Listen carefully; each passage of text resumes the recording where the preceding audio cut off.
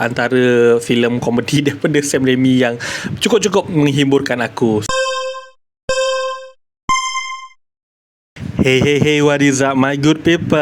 Okay, pada minggu lepas aku ada menonton filem yang berjudul Send Help, sebuah filem komedi gore slasher pun boleh kot. Arahan tak lain tak bukan pengarah slasher gore horror terkenal, iaitu Sam Raimi. Sam Raimi, kalau ramai yang kenal, pernah mengarah filem Spider-Man, trilogi Spider-Man Tobey Maguire, dan juga filem Doctor Strange Multiverse of Madness.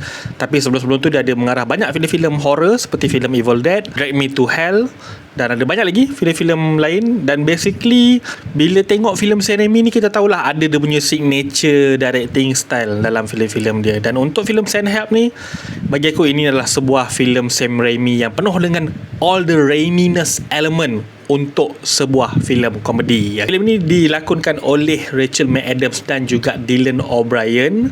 Dua-dua ni memang pelakon yang memang sangat-sangat terkenal, dan ini merupakan dalam filem ni merupakan antara persembahan diorang yang terbaik dalam karier diorang. Aku rasa lepas ni memang diorang punya karier memang akan lagi mencanak naik lah.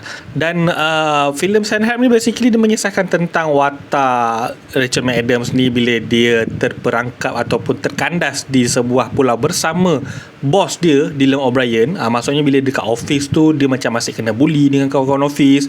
Bos dia pun tak yakin dengan dia, dan even Dylan O'Brien ni sendiri sebagai bos dia pun tipu dia, tak bagi dia naik pangkat waktu dekat office. Dan nak jadi cerita, ditakdirkan dua-dua terkandas dekat pulau. Cumanya watak Rachel McAdams ni, dia boleh survive sebab dia suka tengok Survivor series. So bila dia tengok Survivor series tu, dia belajar macam-macam mana cara nak survive dekat pulau, dekat tempat-tempat yang terpencil. Dan Dylan O'Brien ni is very like macam city guy lah, city guy yang memang tak tahu langsung kehidupan dekat pulau, dekat hutan ke apa ke. So cerita ni macam tu, macam mana Rachel McAdams ni nak berhadapan dengan bos dia.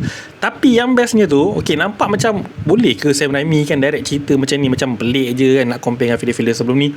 Bila korang tengok, kalau korang kenal Sam Raimi, bila kau tengok filem ni, ada certain babak korang boleh tengok memang nampak macam okay, ni memang Sam Raimi lah, dengan dia punya adalah sedikit beberapa scene-scene yang gore, ada scene yang seram pun ada juga dalam ni.